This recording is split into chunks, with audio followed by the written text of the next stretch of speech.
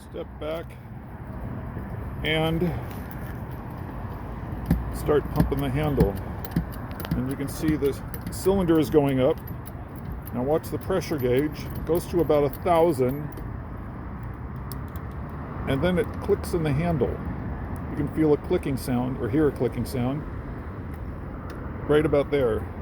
When I push the handle down further, it clicks, and it looks like it doesn't increase any more pressure.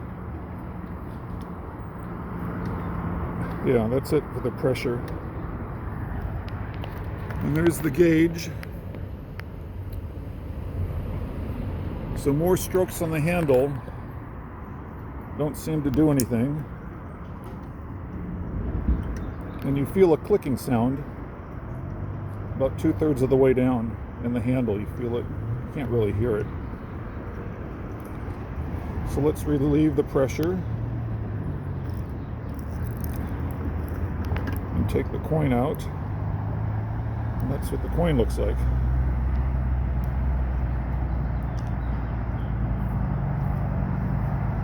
you're thinking out silver dollars or what?